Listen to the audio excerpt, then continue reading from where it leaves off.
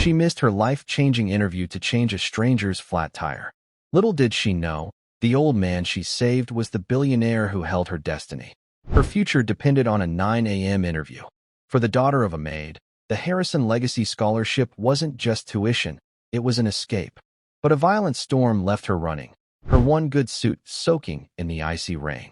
She was halfway there when she saw him, an old man, struggling alone with a hopelessly flat tire. Her mind screamed to keep walking. This was her one shot. But she stopped. As she knelt in the grit and grease, watching her opportunity disappear, she was unaware of one thing. The old man she was helping was a billionaire, and the one man holding the keys to her future. And where in the world are you joining from today? Let me know in the comments below. Now, I hope you enjoy the story. The 6:15 a.m. bus always smelled like stale coffee and diesel fumes. Claire Jensen sat perfectly still. She kept her back straight, just millimeters from the grimy vinyl seat. She would not let the city's dirt touch her today. Today was different. Her suit was navy blue. It was not new. Her mother, Susan, had found it at the Second Chance thrift store 3 weeks ago.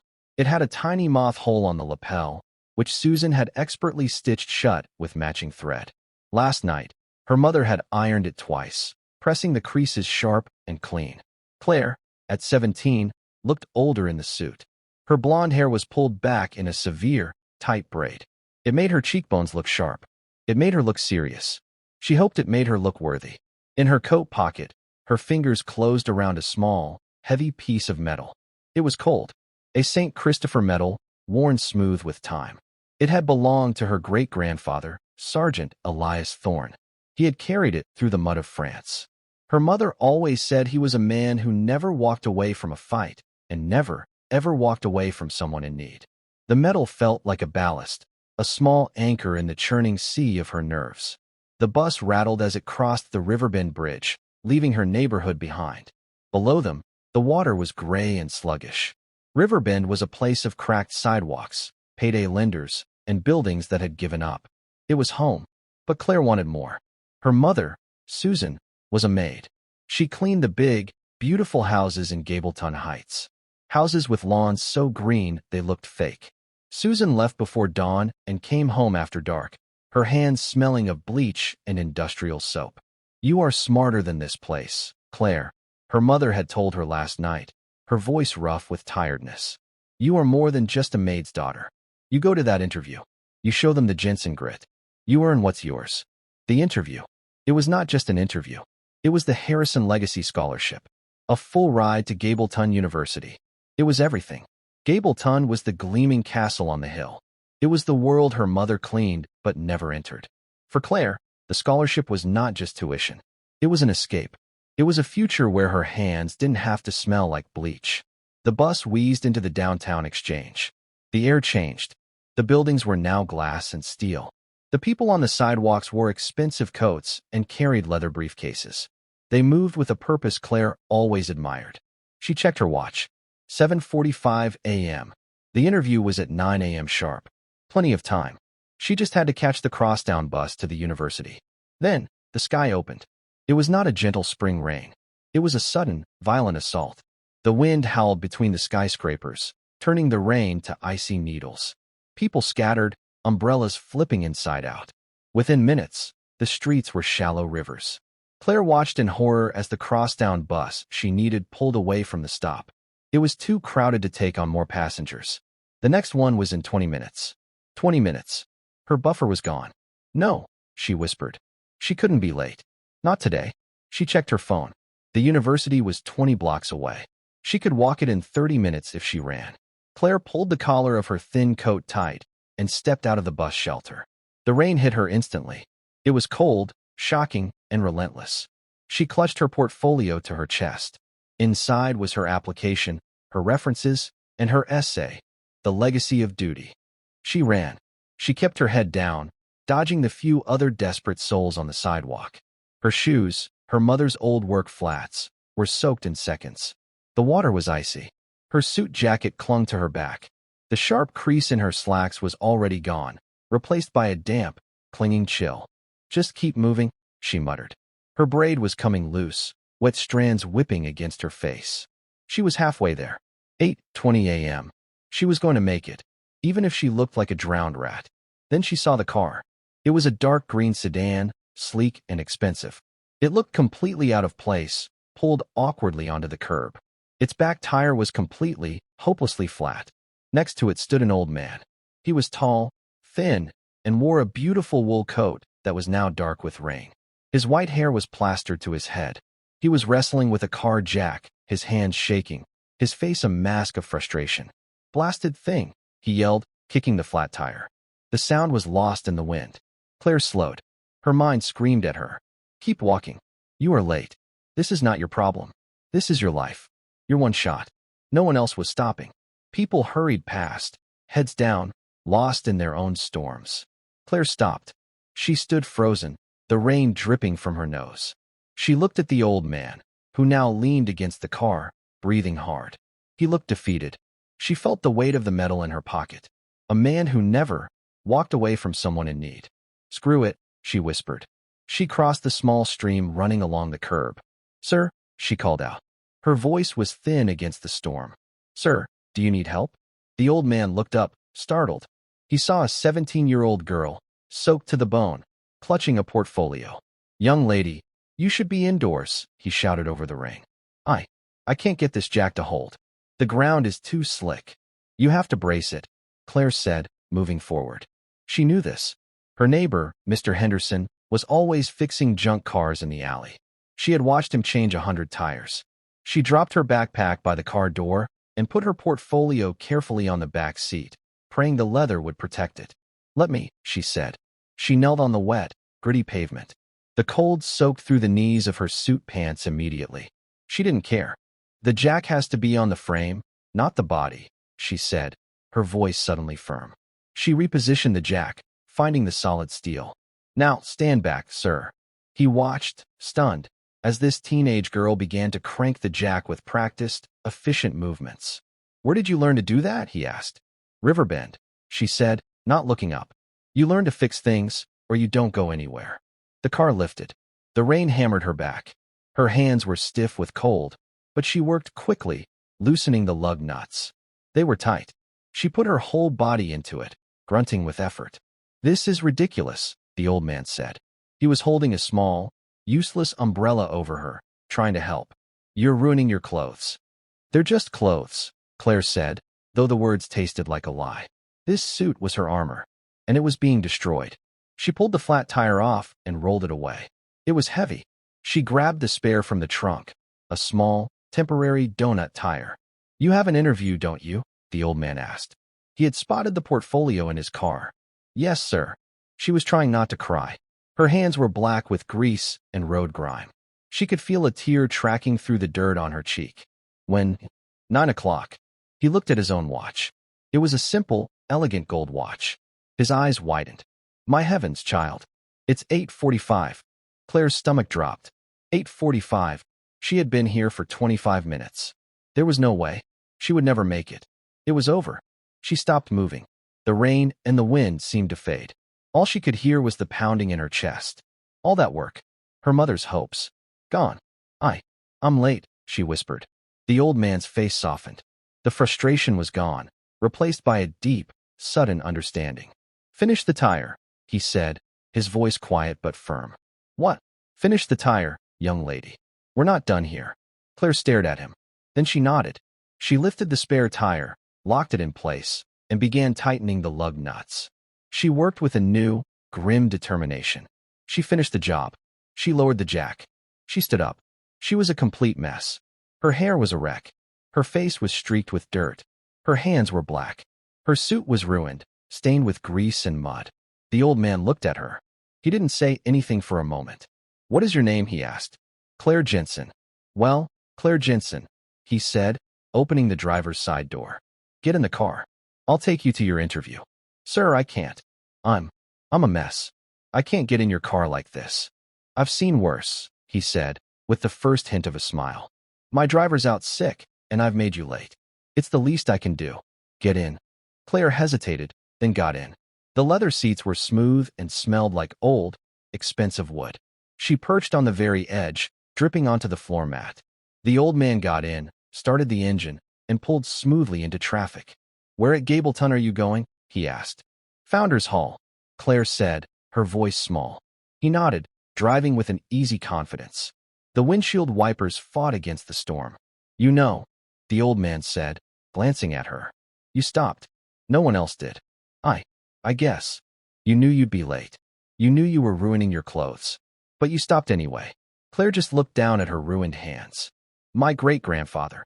He always said you helped the person in front of you. The old man was quiet for a long time. They pulled up to the enormous, ivy-covered building. Founders Hall. It looked like a cathedral. It was 9:02 a.m. Thank you, sir, Claire said, grabbing her portfolio. Wait, he said. He was looking at her, really looking at her. Good luck, Claire Jensen. Claire nodded and ran. She sprinted up the marble steps, her wet shoes squeaking. She pushed open the heavy oak doors and stopped. The lobby was silent. The floor was gleaming marble. The ceiling was 2 stories high. It was warm, and it smelled like lemon polish and old books. A woman sat at a large, imposing desk. She wore a perfectly tailored gray suit, and her hair was in a flawless bun. She looked up as Claire entered. The woman's eyes traveled from Claire's soaking, wild hair, down to her grease-stained suit, and finally to the puddle forming at her feet. The woman's expression was one of pure, icy disapproval. Can I help you? The woman asked. Her voice was as cold as the rain outside. I'm here for the Harrison Scholarship, Claire stammered, wiping a wet strand of hair from her face. She left a streak of black grease on her cheek. I'm Claire Jensen. My interview was for 9 a.m. The woman, whose nameplate read Evelyn Price, Foundation Administrator, looked at the large, silent clock on the wall. It is 9:04 a.m., Ms. Jensen. I know, I'm so sorry. The storm, the bus, and then there was a man. He had a flat tire, and I stopped to help him. Ms. Price held up a single, pale hand. The Harrison Foundation values 2 things above all, Ms. Jensen: excellence and punctuality. Punctuality is the courtesy of kings. It is also the basic requirement of our scholarship recipients. Please, Claire said, her voice cracking. I'm here now. The 9 a.m. interview slot is over. The panel has already moved on to the 9:15 candidate. I am afraid you have missed your opportunity. The finality of it hit Claire like a physical blow. Missed her opportunity. But I did the right thing, Claire whispered, more to herself than to the woman. Miss Price offered a thin, tight smile. That may be, but the right thing did not get you to your interview on time. We have a very long list of qualified candidates who are on time. A door opened down the hall. A young man in a perfect suit walked out, smiling. A moment later, a girl in a crisp private school uniform walked in. I'm afraid you'll have to leave, Miss Price said, already looking back down at her computer. You are dripping on the floor. Claire stood there for one more second, frozen in her humiliation. The warmth of the lobby made her shiver in her wet clothes. She could feel the stares of other students waiting. She turned, her wet shoes squeaking in defeat, and walked back out the heavy oak doors. Back into the rain. The rain had not stopped. It seemed heavier now, as if the sky had decided to mock her. Claire stood on the marble steps of Founders Hall. She was numb. The cold from her wet clothes had seeped into her bones, but it was nothing compared to the chill in her heart. She had failed. It was a simple, brutal fact. She had failed her mother. She had failed herself. She looked down at her hands. They were still covered in black grease and road grime. The rain was washing some of it away, creating small, dirty rivers that ran down her wrists and disappeared into the sleeves of her ruined suit. She could see her reflection in the dark glass of the oak doors. A ghost of a girl. Her blonde hair was a tangled, wet mess. The dirt streak on her cheek looked like a scar. The sharp, serious person she had tried to be this morning was gone. In her place was a wet, dirty girl from Riverbend. Miss Price had been right. She was just a maid's daughter, dripping on their perfect floor. Claire pulled the street Christopher medal from her pocket. It was still there. You helped the person in front of you. A lot of good that did me, Grandpa, she whispered to the empty air. Her voice broke. She took a breath and forced her legs to move. She walked down the steps, one by one, each step feeling heavier than the last. She did not run. There was no point in running now. Her future was gone. The crosstown bus stop was just a block away. She huddled under the small plastic shelter, but the wind whipped the rain in, sideways. She was shivering, a deep, uncontrollable shaking. Other students waited, too. They were dressed in expensive raincoats and carried Gableton University book bags. They glanced at her, then quickly looked away, their faces carefully blank. They didn't want to see her. She was a problem. She was a failure. When the bus finally arrived, it was warm inside. The heat hit her cold skin and made her itch. She fumbled in her pocket for her bus pass, her fingers stiff and clumsy. She found a seat in the back, by the window. The vinyl was cracked, but it was dry. She stared out, watching the beautiful, ivy-covered campus slide by. She had dreamed of walking these paths. She had imagined sitting in those libraries, her head full of new ideas. Now, she was just watching it disappear. The bus crossed the Riverbend Bridge. The world outside the window changed. The glass and steel gave way to brick and plywood. The green lawns became patches of muddy grass. The shame was so heavy it felt like a physical weight on her chest. How could she face her mother? Susan had woken up at 4:30 a.m. to make her breakfast. 2 eggs, scrambled, and a piece of toast with the last of the strawberry jam. For energy, she'd said. Susan had probably skipped her own breakfast to make sure Claire had enough. Susan had spent 3 hours at the thrift store finding that suit. She had paid $8 for it. $8 that should have gone to the electric bill. Claire felt tears mix with the rain on her face. She wiped them away, leaving another streak of grime. She got off the bus 3 blocks from her apartment. The rain was finally slowing to a miserable drizzle. The sky was the color of cement. Their building was old. The lobby smelled of damp carpet and boiled cabbage. She walked up the 3 flights of stairs. The elevator had been broken for 6 months. She stood outside her apartment door, 3B. She could hear the small, tinny sound of the old radio her mother kept in the kitchen. She raised her hand to knock, then stopped. She could not do it. She sat down on the floor in the hallway, right outside her own door. She pulled her knees to her chest and finally, silently, let herself cry. She cried for the scholarship, for the suit, for the look on her mother's face. She cried because she was so cold. She wasn't sure how long she sat there. 5 minutes. 10. The door, 3B, opened. Susan Jensen stood there. She was still in her gray work uniform. Her shift at the Heights didn't start until noon on Wednesdays. Her hair, the same blonde as Claire's but faded with work, was pulled back in a simple clip. She looked at her daughter. She took in the wet hair, the ruined suit, the grease-stained hands, and the tears. Susan did not ask what happened. She did not yell. She just stepped into the hallway, knelt down on the dirty carpet, a carpet she had scrubbed herself more than once, and wrapped her arms around her daughter. "Oh, honey," Susan whispered, her voice full of a pain that matched Claire's. "You're freezing." She pulled Claire to her feet and brought her inside, locking the door behind them. The apartment was small, but it was spotless.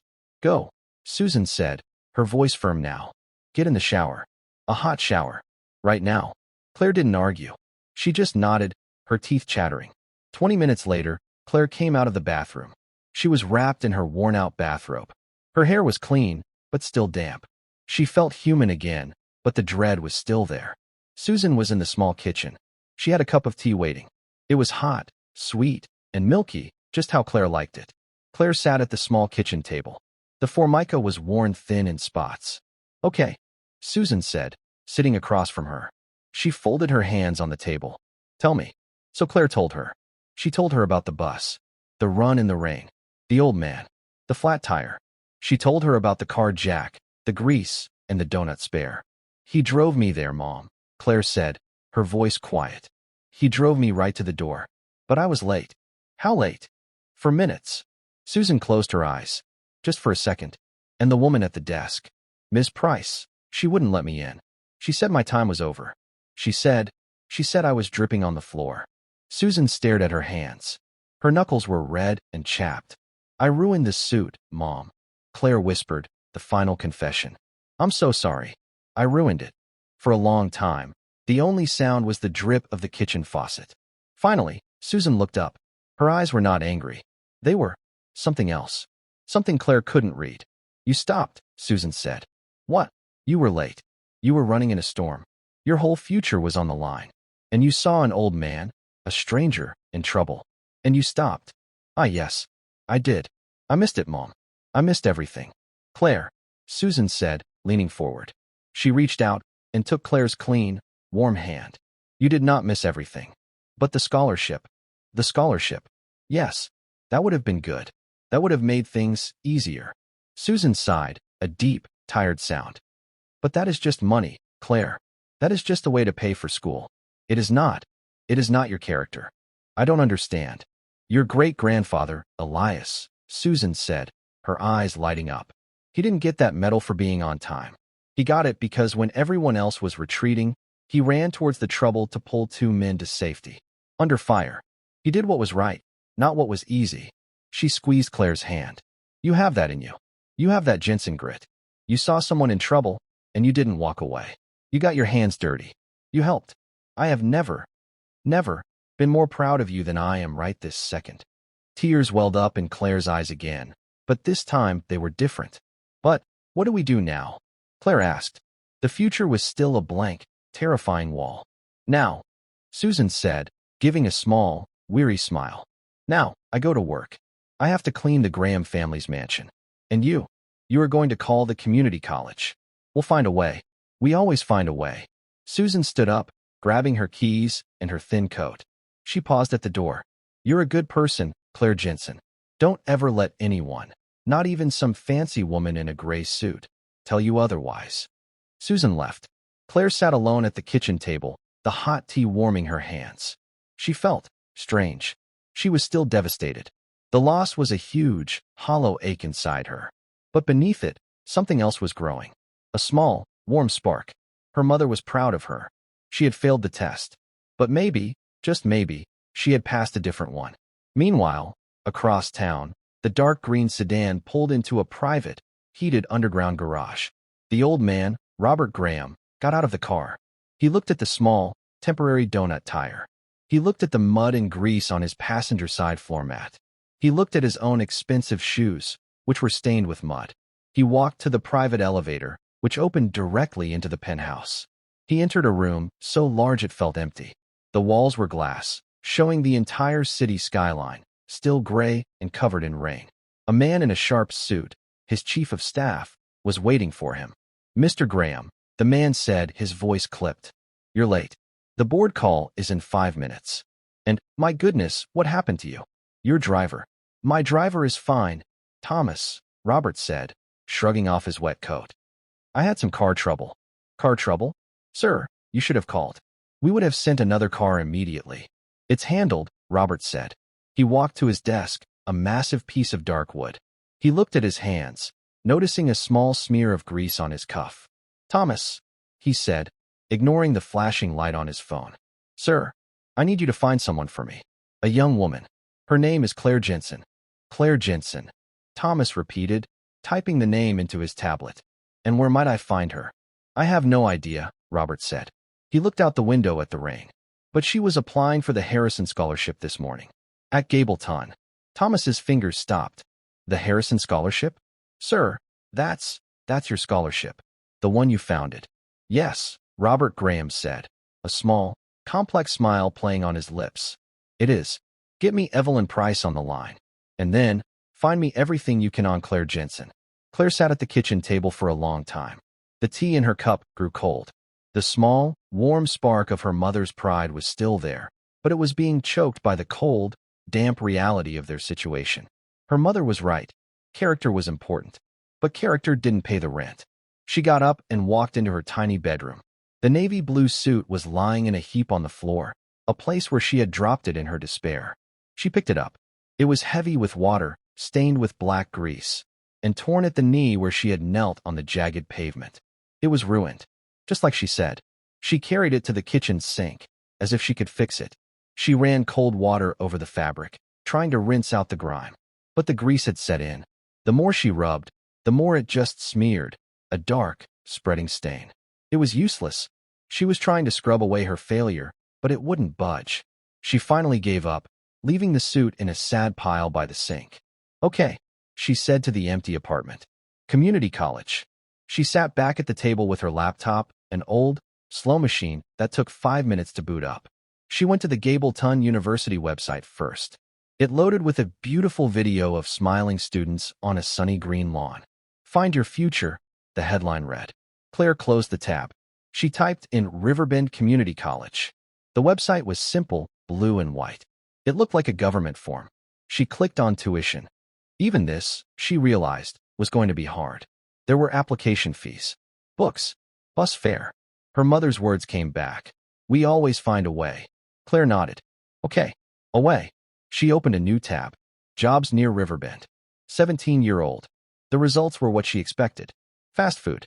Stocking shelves. Cleaning. She would have to work full-time. Maybe she could take night classes. The dream of Gableton, of lecture halls and ivy, felt like it was dissolving, turning into a different, grayer future. A future of exhaustion. A future just like her mother's. Just as she was about to close the laptop, the mail slot in the front door clattered. She walked over and picked up the small pile of envelopes. Bills for her mother. A grocery store flyer. And one thin envelope. It was white, with a small, clear window. It was addressed to Susan Jensen. In the window, 2 words were visible, printed in harsh, red ink. Final notice. Claire's breath caught. She didn't open it. She didn't have to. She knew it was the electric company. They had been finding a way with the electric bill for 3 months, paying just enough to keep it on. This notice felt different. The scholarship. It hadn't just been for her. It hadn't just been an escape to a better life. It had been their lifeline. It was the money that would have freed up her mother's paycheck to cover basics like electricity. She had not just missed her interview. She had not just ruined a suit. She had failed to save them. The weight of the old man's flat tire suddenly felt immense. She had traded her family's security for a stranger. She put the envelope on the kitchen table on top of the job's website and stared at it. The spark of pride was gone, replaced by a cold, sharp dread. Across town, Susan Jensen was on her hands and knees. She was in the grand library of the Graham estate. The house wasn't just a house. It was a mansion perched on the highest hill in Gableton Heights, overlooking the entire city. Susan had been on the cleaning staff here for 3 years. She rarely saw the owner, Mr. Graham. The staff said he was a recluse, an old-money widower who spent most of his time in his penthouse office downtown or traveling. But he demanded perfection in his home. Susan was polishing the intricate wood inlay of the floor. Her knees ached. Her back was sore. But her movements were precise, practiced. She took pride in her work. If she was going to be a maid, she would be the best maid. But today, her mind was not on the floor. It was in a small apartment in Riverbend. It was on a rainy sidewalk. It was with her daughter. She has that Jensen grit. Susan smiled, a small, private smile, as she polished. She was proud, but she was also terrified. Claire was smart, smarter than anyone Susan knew. But the world was not kind to smart girls from Riverbend. The world demanded you be on time. The world demanded you have the right suit. You're a million miles away, Susan. Susan looked up. It was Mrs. Davies, the head housekeeper. She was a kind woman, older, with a stern face but gentle eyes. Just thinking, Mrs. Davies, Susan said, rising to her feet and wincing slightly. About your girl? The big interview. Susan had told her about it last week. Mrs. Davies had even let her take the morning off to see Claire out the door. Susan's smile faded. She didn't make it. Oh dear. Mrs. Davies' face fell. What happened? The storm. The storm and a flat tire. Susan explained. She told her about the old man, the ruined suit, and the woman at the front desk. She didn't mention her pride. She just told the facts. Well, Mrs. Davies said, folding her arms. That's just rotten. The poor girl. She did the right thing, Susan said, her voice quiet but fierce. She did, Mrs. Davies agreed. But the right thing doesn't often pay the bills, does it? No, ma'am. Well, Mrs. Davies sighed, handing Susan the feather duster. Back to it. Mr. Graham is having guests tonight. He wants the whole first floor to gleam. Susan nodded and moved to the massive, carved fireplace. On the mantelpiece were photographs. She dusted them every Wednesday. Most were of Mr. Graham at different ages, or of landscapes. But the main one, in a heavy silver frame, was of a smiling, dark-haired woman. Susan knew this was Eleanor Harrison Graham. The estate was named after her. The Harrison Foundation was named after her. She had died years ago. Next to it was a newer photo. It was Mr. Graham, in a dark suit, shaking hands with the governor. Susan paused. She looked closer at the photo. The man was smiling at the camera. He was tall, with white hair and a strong, sharp face. He looked familiar. Susan's heart gave a strange little jump. No, It couldn't be.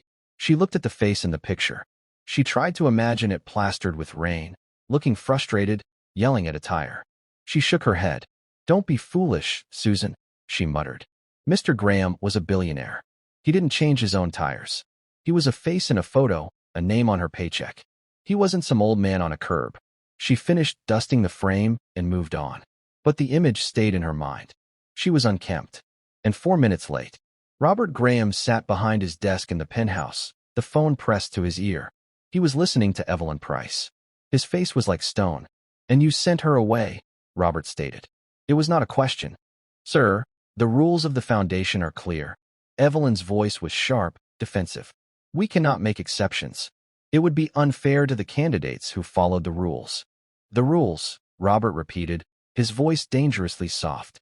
"Tell me, Evelyn, did you look at her application?" Of course, I reviewed all the finalists. Her grades were excellent, but her background. Riverbend. It's what, Evelyn? It is not typical for a Harrison scholar. We must maintain standards." "You mean she didn't go to the right prep school? Her mother doesn't attend the right charity galas?" "Mr. Graham, I only mean that she was ill-prepared," Evelyn said, her voice rising. She was covered in filth. It was a sign of disrespect. She clearly does not possess the poise we expect. Robert looked down at his own cuff, at the small smear of grease he had left there as a reminder. "Poise," he said. "Yes, I see. A young woman, on her way to the most important meeting of her life, stops in a full-blown storm. She stops to help a stranger. She destroys her clothes. She gets covered in filth and grease. She does this knowing she will be late, knowing she will probably lose her one chance. And she does it anyway." There was a dead silence on the line. Evelyn was finally, truly quiet. "Evelyn," Robert continued, "that is not a lack of poise. That is character. That is exactly what the Harrison legacy is supposed to be about. It is not about poise. It's about duty." "But, sir, did you read her essay?" Robert cut in. I glanced at it." "Read it," Robert commanded. "And then, I want you to take a 2-week paid leave of absence. Effective immediately." "Sir, you can't." "I can. And I have. Reevaluate your definition of standards while you are gone. We will speak when you return." He hung up the phone, cutting off her sputtered protest. Thomas, his chief of staff, had been standing by the window, silent. "Thomas, sir, what did you find on Elias Thorne?" "Her great-grandfather." Thomas picked up his tablet. "Sergeant Elias Thorne, 3rd Infantry Division. He was awarded the Distinguished Service Cross. Posthumously." "What for?" Robert asked, though he already knew the answer. "August 1944. France. His platoon was pinned down in a farmhouse. The farmhouse was hit by mortar fire and caught fire.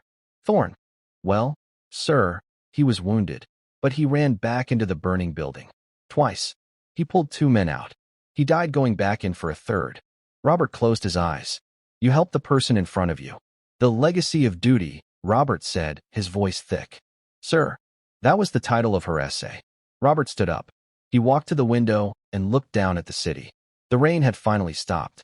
The city was gleaming, washed clean. She wrote about him. She wrote that legacy isn't about what you leave behind. It's about what you do, right now, when no one is looking.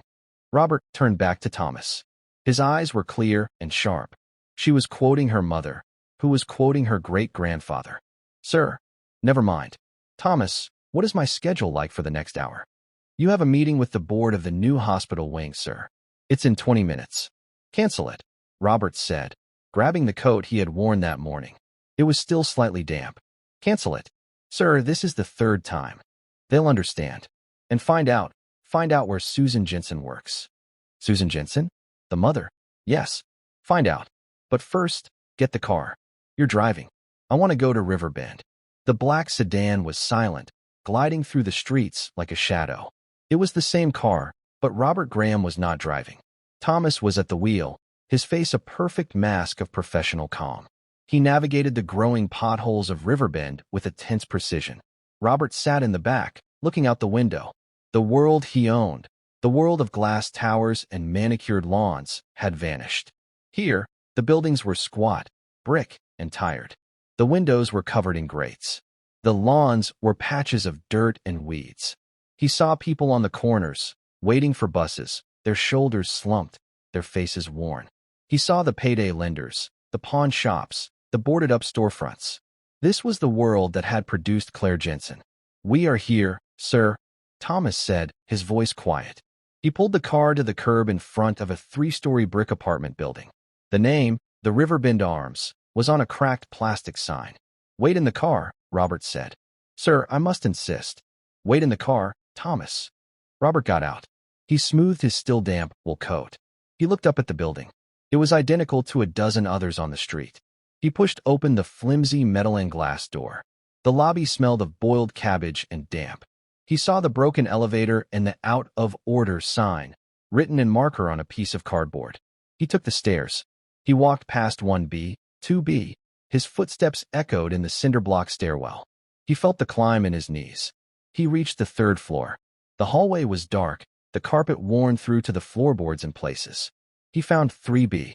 He stood outside the door, the same way Claire had just a few hours earlier. He raised his hand to knock. But before he could, he saw it. It was sticking out of the mail slot, a small white rectangle, angled just so. He could see the red ink. Final notice. He didn't touch it. He just looked at it. He thought of Evelyn Price. He thought of her complaints about standards and poise. He knocked. Inside, Claire was still staring at the electric bill. It felt like a verdict. She was running numbers in her head. How many hours at minimum wage to pay this? How many to pay this and next month's rent? The knock on the door made her jump. She froze. Who was that?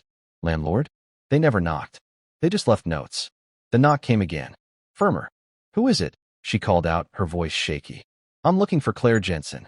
The voice was deep and old and familiar. Claire's blood ran cold. She slowly walked to the door. She looked through the peephole. It was him. The old man from the ring. The man with the flat tire. He was standing in her hallway. He was clean now. His white hair was perfectly combed. He wore the same expensive wool coat, but it was dry. He looked powerful. What was he doing here? Had she done something wrong? Did she scratch his car? Did she not tighten the lug nuts enough? She opened the door, just a crack, the chain still on. "Sir." The old man looked at her. He didn't smile. His eyes were kind, but they were also intense. He looked past her, into the small, clean apartment. His gaze landed on the ruined suit, still in a sad, wet pile by the sink. "Miss Jensen," he said. "Claire, may I come in?" What is this about? How did you find me?" I have some resources," he said simply. "I believe I made you late for your interview." It's fine," Claire said, pulling her bathrobe tighter. "It's over." "No," he said, "it's not. Please. I promise I am not here to cause trouble." Claire hesitated. Her great-grandfather would have helped him, but her mother had told her never to open the door for strangers. He was not, she realized, a stranger. She had spent 25 minutes in a storm with him. She slowly unhooked the chain and opened the door. Robert Graham stepped into the small apartment. He was a large man, and the tiny living room seemed to shrink around him. He looked around.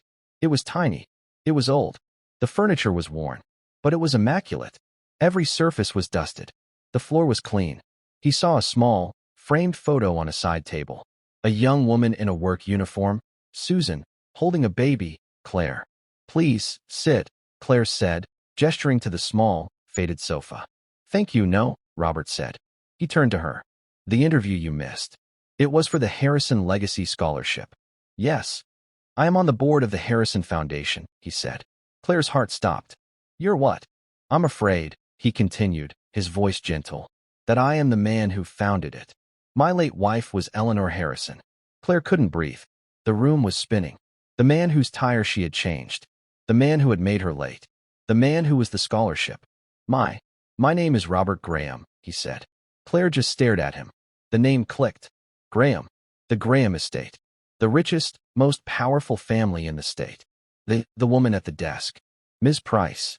"Ms. Price has been asked to take a leave of absence," Robert said, his voice turning to steel. "She does not, it seems, understand the meaning of the word legacy." I don't understand," Claire whispered. "I read your essay, Claire. The Legacy of Duty. You read it. Just now. In the car." He reached into his coat pocket. He pulled out a folded piece of paper, a printout. "You wrote about your great-grandfather, Sergeant Elias Thorne." Yes. He's my family's hero. He ran into a burning building, Robert said, his voice a low rumble. He ran in, knowing he would get burned.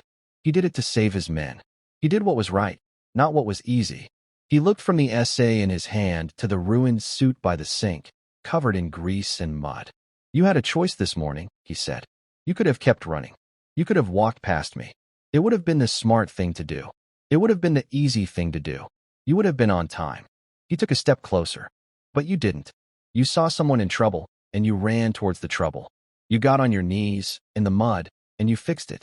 You, Claire Jensen, have the Jensen grit. You have the Thorne legacy. Claire was crying now, silent tears rolling down her face. She wasn't cold. She wasn't ashamed. She started, and then the door opened again. It was Susan. She had finished her shift early. Mrs. Davies had said there was a matter at the main house, and she could leave. She walked in, looking tired, her work bag slung over her shoulder. Claire, honey, Susan stopped dead in the doorway. She looked at her daughter, who was crying. And then she looked at the man standing in her living room. It was him. The man from the photograph on the mantelpiece. The man whose house she had just spent 4 hours cleaning. He was standing in her apartment. Mr. Graham, she breathed. The name was a question, a prayer, a gasp of pure shock. Robert turned. His face softened completely. Mrs. Jensen, he said. Susan, I believe we've met. Although you have a daughter who changes a tire much faster than I do. Susan's hand flew to her mouth. She looked from Robert to Claire and back to Robert. You were the old man, Susan whispered. In the rain, with the flat tire. You were him. I was, Robert said. Susan's legs felt weak. She leaned against the doorframe. And you are Mr. Graham. My boss. I am. Susan started to laugh. It was a high, thin sound, bordering on hysteria. She missed the scholarship. She missed the Harrison scholarship, because she was helping Mr. Harrison Graham. It appears so, Robert said, a small smile finally touching his lips. I need to sit down, Susan said. Claire rushed forward and helped her mother to the sofa. Robert Graham looked at the two of them, this small, strong family. He saw the final notice, still sticking out of the mail slot. He saw the worn-out sofa. And he saw the fierce, unbreakable pride in Susan's eyes as she looked at her daughter. Claire, he said, the panel did not get to interview you. But I did. My interview was on a wet sidewalk on East 9th Street. And you passed. He reached into his pocket again. He pulled out a long, white envelope. It was not a bill. It was from the Harrison Foundation. The scholarship is yours, he said. Full tuition, room and board, books, and a living stipend. For all 4 years. Claire sobbed, a loud, ragged sound. Susan just held her hand, tears streaming down her own face. But that's not all, Robert said. He turned to Susan. Susan, you have been cleaning my floors for 3 years. Yes, sir, Susan said, wiping her eyes. I think that is a waste of your talent. My head housekeeper, Mrs. Davies, is retiring next year. She has been asking me to train her replacement. She speaks very highly of you. Sir, I would like to offer you the position of household manager for the Graham estate. Effective immediately, you will be in charge of the entire staff. The pay? Well, the pay is considerably more than you are making now, and it comes with a house on the estate. Susan looked at him, completely stunned. A house, a salary, and, Robert said, his voice final. I will be paying for a new suit for Claire, and for a full detail on my car. She left a terrible amount of mud in it. For the first time that day, Claire laughed. It was a real laugh, mixed with tears. Thank you, she whispered, standing up. No, Robert said. He walked over to her. He was just an old man again, his eyes kind. Thank you, Claire. I am a very rich man. I have spent my life building things, buying things. But today, you reminded me what legacy really means. It isn't a building with your name on it. It's this. He pointed to the St. Christopher medal, which Claire was now clutching in her hand. It's the choice you make when no one is watching. Your great-grandfather would be, he is, very proud of you. Robert nodded to them both. Thomas will be in touch tomorrow with all the paperwork. Susan, I expect to see you at the main house on Monday. Not, he added, with a mop. He let himself out. They heard his heavy footsteps going down the stairs. Claire and Susan sat in the silence. The apartment was the same. The furniture was the same. But everything had changed. Claire looked at the kitchen table. The final notice was still there, a flash of red. She picked it up. She looked at her mother. Susan smiled, a slow, wide smile that lit up her whole face. Claire walked over to the trash can and dropped the envelope in. She sat back down, her hand closed tight around the small, worn metal in her palm. It was warm. 3 months later, the light in the Gableton University library was warm. It smelled of old paper, lemon-scented wood polish, and the faint, sweet scent of coffee from the cafe downstairs. Claire Jensen turned a page. The book was heavy, titled Principles of Macroeconomics. 3 months ago, she would have found the words intimidating. Now, she just found them interesting. She was not in a thrift store suit. She wore a simple knit sweater and jeans. Her blonde hair was no longer in a severe, tight braid. It fell softly on her shoulders. She was still serious. She was still focused. But the sharp, nervous edge was gone. She was no longer an imposter, dripping on the floor. She belonged. A text message lit up her phone. It was from her mother. Dinner at 6. Don't be late. Mrs. Davies taught me how to make a roast. Claire smiled. She packed her books into a sturdy Gableton book bag. As she zipped it up, her fingers brushed against the small, heavy lump in an inner pocket. The Street Christopher medal. She still carried it. Not as a shield, but as a reminder.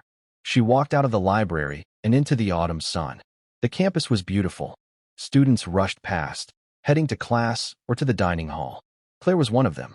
She was a Harrison Scholar. The word still felt new and wonderful. Twice a week, she met with Robert Graham. He insisted on it. They would sit in the campus coffee shop. He always ordered a plain, black coffee, and he would ask about her classes. He was not a grandfatherly figure. He was a mentor. He was sharp, demanding, and pushed her to think bigger. Don't just read the book, Claire, he had told her last week. Question it. Find the flaw in the author's logic. Your future is not about knowing things. It's about understanding them. She understood. She got on the clean, quiet crosstown bus. This time, she had a semester pass, paid for by the scholarship stipend. She rode it not to Riverbend, but to the gates of Gableton Heights. The gates were large and black, but they were open. The bus stopped, and she walked up a long, winding drive. The houses were mansions, set back from the road, hidden by old, sprawling trees. She walked past the main house, the Graham estate, where her mother now worked. She waved to the security guard at the booth, who smiled and waved back. She continued down a smaller path, to a row of neat, clean cottages. They were for the estate's senior staff. She stopped at number 3. It was white, with a dark green door and a small porch. Flowers, planted by her mother, bloomed in the window boxes. She opened the door. The apartment in Riverbend had always smelled of bleach and worry. This house smelled like roast beef. Mom, Claire called out, dropping her bag by the door. In here, Susan's voice came from the kitchen. Claire walked in. The kitchen was bright, with a window that looked out over a green, rolling lawn. Susan Jensen stood at the counter. She was not in a gray maid's uniform. She wore tailored black slacks and a crisp white shirt. Her hair was in a neat, professional bun. She looked calm. She looked like a boss. How was class? Susan asked, basting the roast. She moved with a new, unhurried confidence. Hard, Claire said, leaning on the counter. Professor Davies is tough. Good, Susan said. Tough is how you learn. Now, go set the table. And wash your hands. This isn't Riverbend. We use the good forks. Susan was thriving. As household manager, she was in charge of a staff of 12. She managed schedules, handled payroll, and organized events for Mr. Graham. She had a mind for logistics, something she'd always used to juggle their bills. Now, she was using it to run a multi-million-dollar estate. They sat at a small, solid oak table. 3 months ago, their dinners had been at a wobbly formica table, with the sound of sirens outside. Now it was quiet. The only sound was the clink of silverware on heavy plates. Mr. Graham is having the governor over next week, Susan said, cutting her meat. He asked me to sit in on the menu planning. That's amazing, Mom. It's just work, Claire, Susan said. But she was smiling. The deep, worried lines that had lived around her eyes for 17 years were starting to fade. How is your economics? You're not struggling. I'm keeping up, Claire said. It's a lot, but I like it. Good. Susan put her fork down. She looked at her daughter. You know, I still think about that morning. The rain. Me too, Claire whispered. I was so scared for you. I was so angry at that woman, Miss Price. Susan shook her head. But then I think, if you hadn't stopped for him, if you had just kept running, I would have been on time, Claire said. Yes, you would have been on time. You might have gotten the scholarship, but we wouldn't be here. Where would we be? Susan looked around the warm, safe kitchen. She looked at her daughter, who was healthy, bright, and full of promise. We would still be in Riverbend, Susan said, her voice soft. We would still be hoping to escape. We would not be home. After dinner, Claire helped with the dishes. She pulled the Street Christopher medal from her pocket and set it on the windowsill above the sink. It caught the light from the setting sun, gleaming. She was not a maid's daughter. She was not a victim of a storm. She was Claire Jensen. She was a Harrison scholar. And she was her mother's daughter. She had her great-grandfather's grit. She had earned this. They both had. And that's where Claire's story, her new life, truly begins. Whenever I share a story like this, I hope it's a reminder of how one choice, one moment of kindness when everything is on the line, can change an entire future. I hope it gave you a chance to step out of your everyday and just drift for a bit. I'd love to know what you were doing while listening, maybe on a break or just settling in. Drop a line in the comments. I really do read them all. And if you want to make sure we cross paths again, hitting like and subscribing makes a huge difference. We're always trying to improve, so feel free to drop your feedback. Thanks for spending this time with me.